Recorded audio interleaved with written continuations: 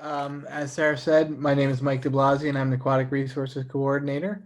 I also have Jebra Brown's name on there. She would also be someone that generally deals with planning departments.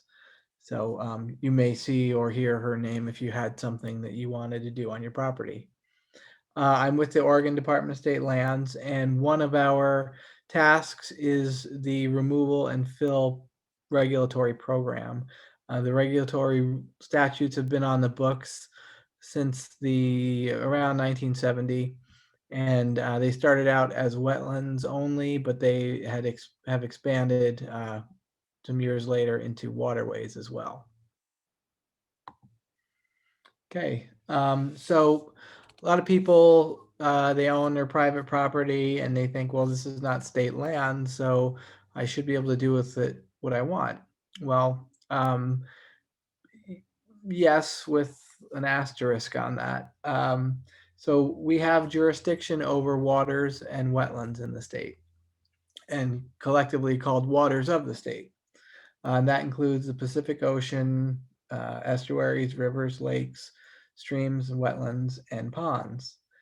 Now, not every stream is going to be considered jurisdictional. If you have an ephemeral stream on your property, it's definitely not jurisdictional. If it's intermittent, it may be. It depends on if it flows to another water and if it would be able to provide food and game fish downstream. And then if you have a ditch, sometimes you might have a property that someone 70 years ago created or relocated the stream, and it looks like a ditch, but it's actually the original channel just heavily manipulated. So those would definitely be considered jurisdictional. But if it's a ditch that was dug through wetlands, it would still be jurisdictional. Only roadside ditches and ditches that are dug in uplands would not be considered jurisdictional. And then, of course, we have the wetland jurisdiction. Sometimes people will create ponds. If the pond was created in uplands and is smaller than an acre, it would not be jurisdictional. But if it is larger, it will become jurisdictional. So if you wanted to do some cleaning, perhaps, that might be something where you'd need a permit.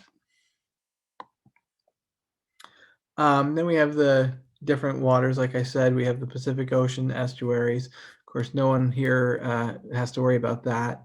When you're in streams, if you do something that would be considered below ordinary high water, then that may need some type of permitting from us.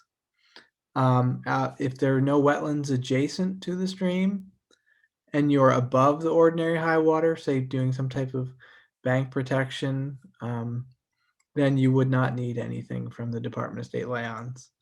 It's only once you go below that line.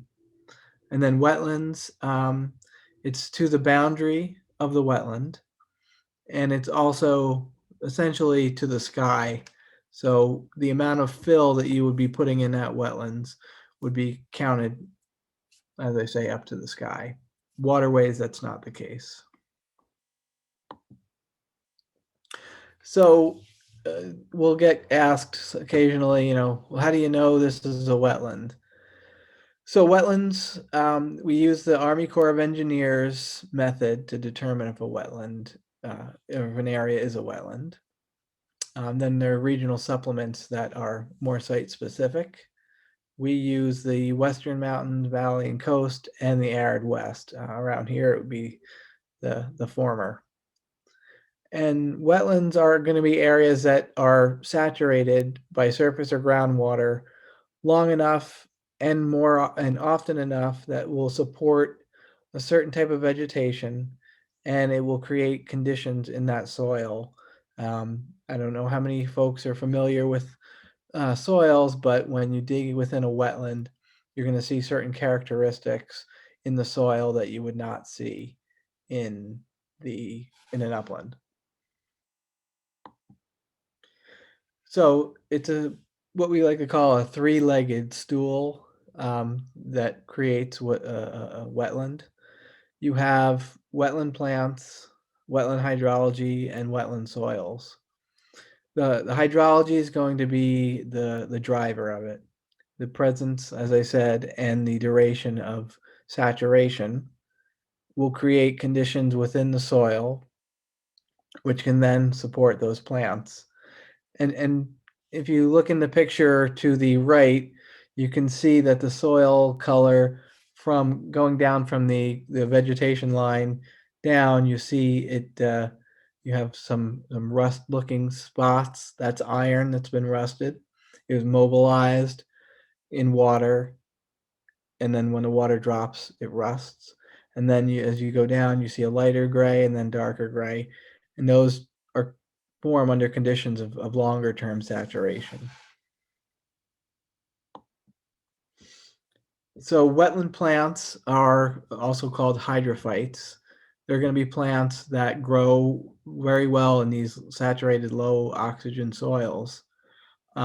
Sometimes they're going, in the previous conversation we had, sometimes we have native and then you have non-native. Some vegetation can be non-native or even a crop, say like a fescue that grows well in wetlands. It just grows well in a certain time of year when they're not saturated. But within the hydrophytes, you'll have plants that are guaranteed to only see in wetlands. Then you'll see some that are generally found in wetlands, some that are generally found in uplands, and then species that are clearly upland species. So just looking at the vegetation will give you a clue, at least, is this definitely upland or is this definitely a wetland? So some examples I have. So for the herbaceous species, you have cattails, sedges, rushes. Then for shrubs, willows, spirea, red osier, dogwood. And then for trees, you'll have the black cottonwood, the Oregon ash. And then, especially as you get to the coast, you'll see more of that cedar and spruce. So as I said, the hydrology is what drives it all. So the term wetland hydrology, it's going to encompass all the characteristics of the hydrology in an area. So it's how long is it inundated? Where's the source of the water? Is it going to be groundwater dominate, uh, runoff dominated, or some type of floodplain wetland? And then when we're someone who knows what they're doing, going out to look for a wetland, they're going to be looking for primary indicators or secondary indicators. And you can see I have the list there. You may or may not see more than one, but especially if you are in an area that's kind of problematic, if you find more of these, it's going to help kick you over into claiming it's a wetland or not. And then the soils. Uh, Soils are called hydric soils when they're in wetlands. And a hydric soil definition is a soil that's saturated or flooded long enough during the growing season that it will develop anaerobic conditions, and that will favor the growth of hydrophytic vegetation. And it'll also favor certain microbacteria in the soils, and the chemistry that will happen within the soil is really bacterial metabolism. So when a soil is saturated long enough, it loses the oxygen within that soil, and so the bacteria will have to use different other elements to metabolize to survive. And in that picture, you can see again, you have those orangish red sections, and that's where the iron has collected, and when the water goes down, it rusts. Certain soils, you'll see a whole slew of it in the soil. Others you'll just see along the roots, because that's really the only place where oxygen is coming down into the soil. And then if it's something that's saturated for a longer time or permanently saturated, it'll get almost that clayey, slick texture and color to it. And so for colors, we use what's called the Munsell Soil Color Book. And by having this book, it helps kind of create a common language of what color the soil is, and then certain colors will be what you would expect to see in a wetland. So you do have to have all three criteria to be called a wetland. Certain areas are what's called problematic. So in a farm field that's wetland, generally the native vegetation is gone, but at least, as I said, there'll be certain vegetation planted for a crop that would favor wetter conditions. Or you could have conditions where someone has come in and manipulated the topsoil, and so what you'd expect to see in that top layer of soil on a wetland has been removed. And next question, are wetlands always wet with saturated soils? It's a frequent conversation I have. People will say, well, it's not wet all year long, or I'm not seeing any surface water like ponded. Well, wetlands are generally seasonal. Though obviously on the coast and in heavy, very wet areas, that season could be longer than what we would have in the valley. But at least here, you will see wetlands that are going to be wet this time of year, probably into the spring, depending on where you are, into June. And then they'll dry out, and you'll think, well, I can drive on it, I can grow a crop in it, it can't be wetland. So to help you, there's a couple of sources of information. There's the National Wild Wetland Inventory, and that's done by the Fish and Wildlife Service. Consider that like the 50,000 foot level scale best guess if there's wetlands. They're better in open areas. Forested areas are not as good, easy to tell. Some cities will have local wetland inventories, and that's a closer best guess. Sometimes there'll be specific on-site information collected, but it really depends on if property owners would give permission, and if not, if they had permission on one lot but not the other, they might look over the fence line and say, it's same soil type, same vegetation, we'll just assume it's a potential wetland over there too. The Web Soil Survey, you can access that from the NRCS. It will, if you go to your own property, it will tell you the soils there, and it will explain the level of hydric conditions. A soil can be considered hydric from anywhere from 30% to 100%. And what that means is the lower the percentage, it's much more of a mixture. So you may have a 30% chance of finding hydric soils in that soil unit versus 100, where it would be assumed it's going to be 100. Like the wetland inventory, though, it's going to be a very high level best guess. It's not going to be as accurate as if someone came to your property and did the look themselves. So one thing I hadn't said in those was the statewide wetland inventory, and that's something that we created and put out last year, and you can find that on our website as well.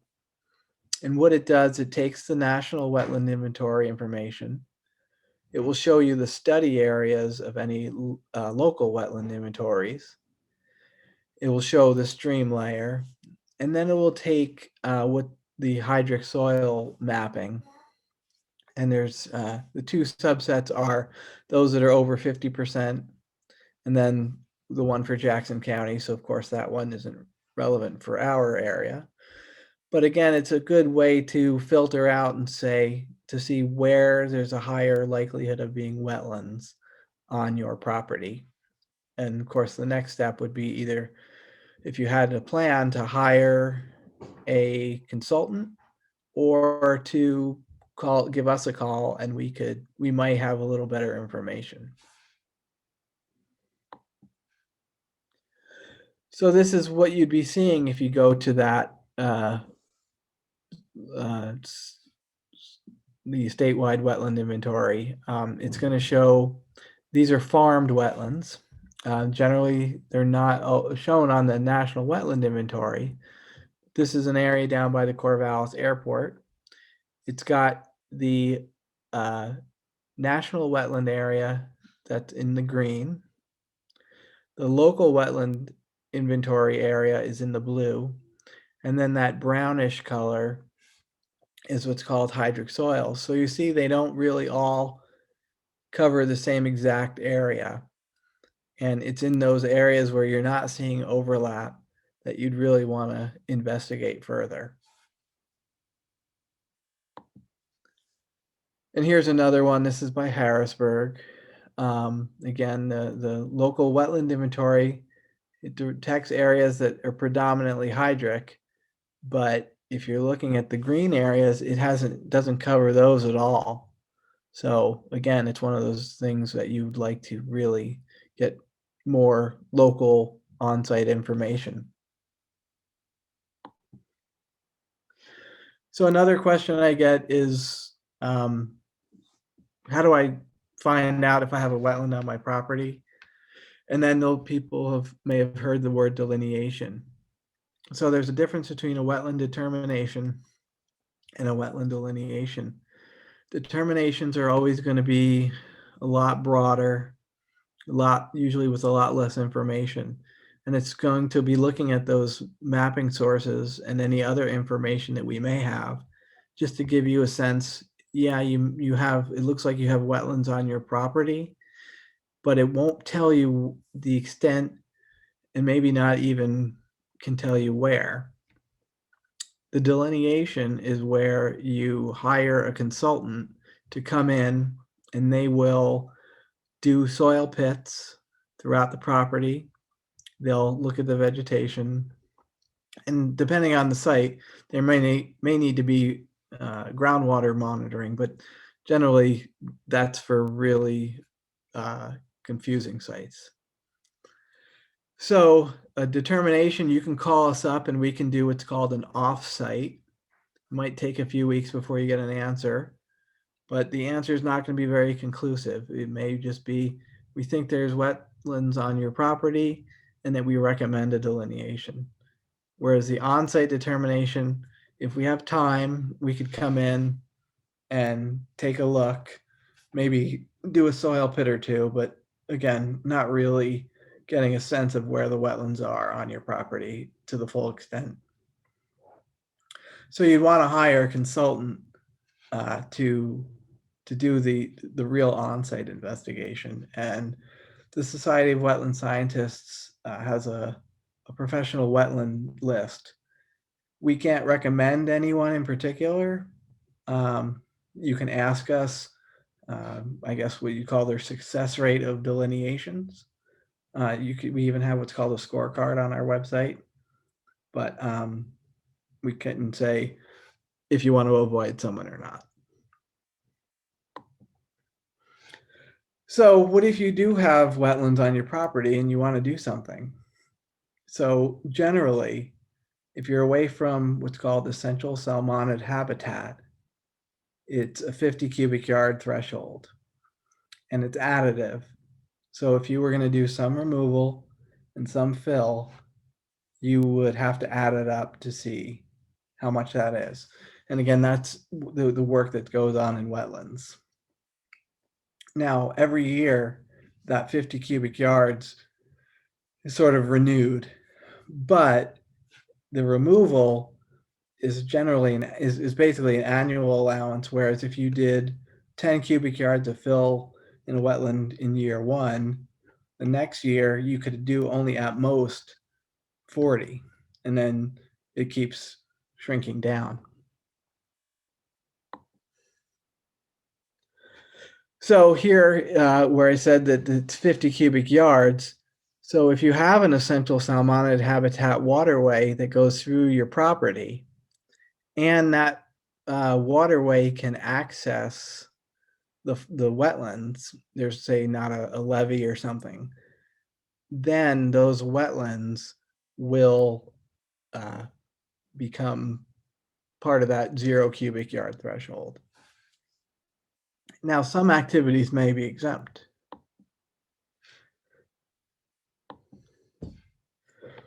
So if you have forest land that you manage for commercially managed, and you're just following the State Forest Management Practices Act, then you can generally do things that will not need a permit, and that can include road construction.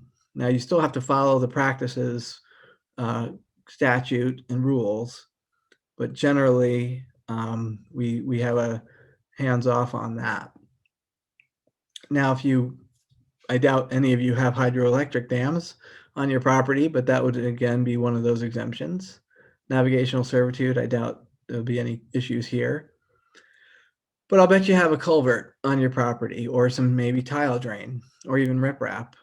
If you're maintaining that water control structure, as we call them, and you're just staying within the same footprint, then that would be an exempt activity.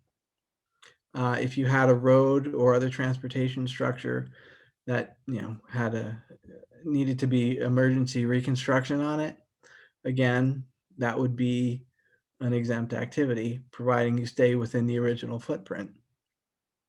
I don't expect much prospecting to be going on around here. If you were going to do something that would be an improvement for fish passage or fish screening, that's exempt, even if it's an ESH. And if you had to change your point of diversion for your surface water. Now, if you want to do some habitat restoration, and the key is voluntary, so it's not, say you're being told by DEQ or some other agency, and you also can't be using money from BPA, because when they give money for habitat restoration, that's their mitigation for the impacts of their operations. But if you wanted to do planting, you can do that, no problem. If you had some ditch or tile drain that you wanted to remove, again, you can do that even in wetlands.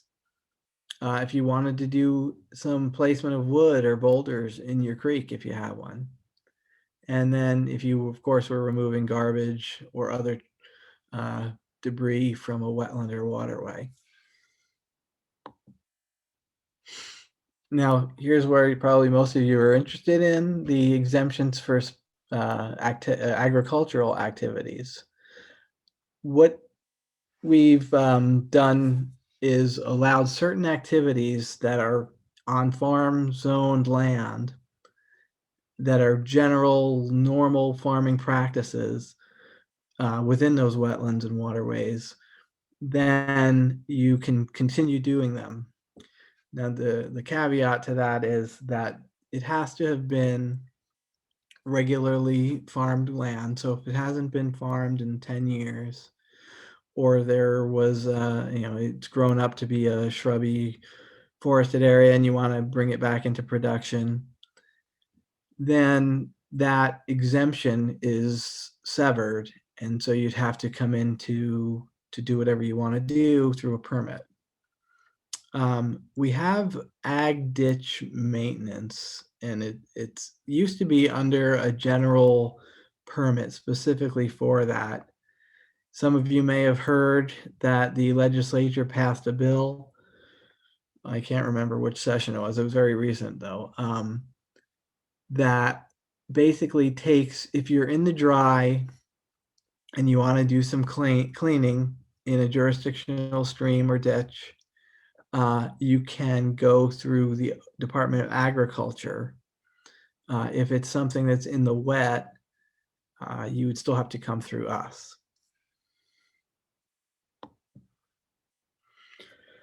Now, if you want to restore a wetland, that'd be great. And of course, if you're in the class, you may already know why. We've lost a whole lot of wetlands in our state. and even worse in the Willamette Valley.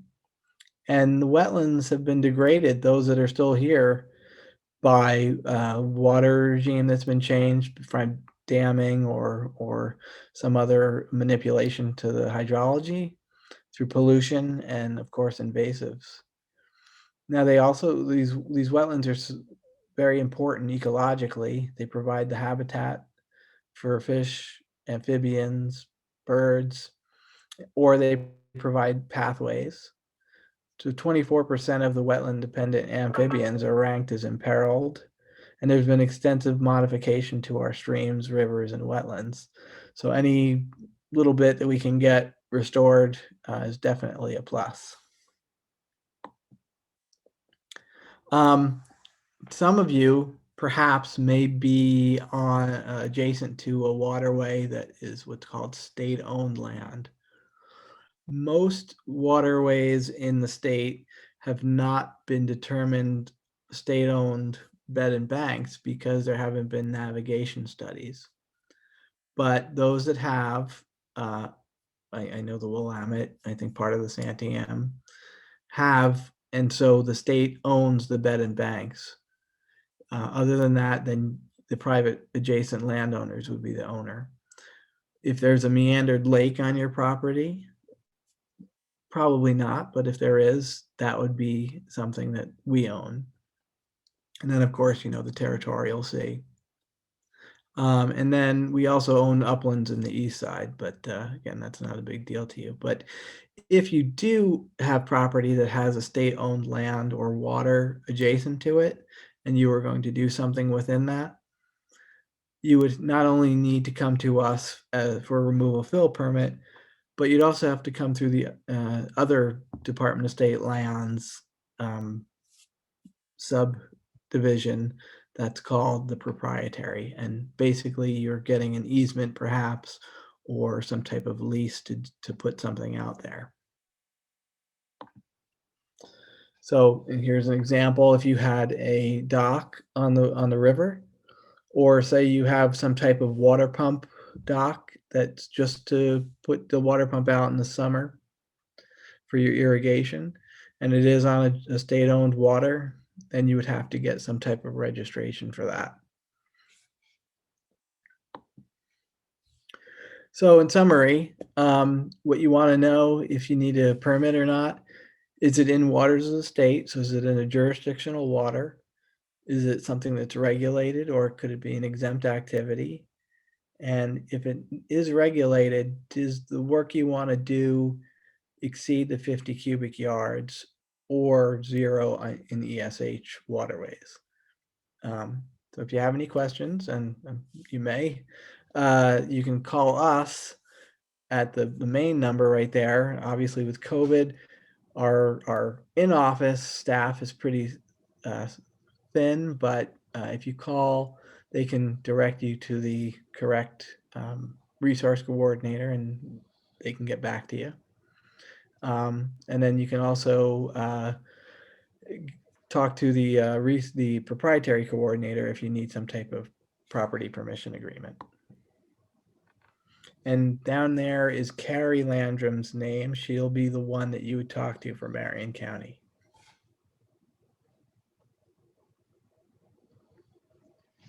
Excellent. Thank you, Mike. That was fantastic. Full of tons of information.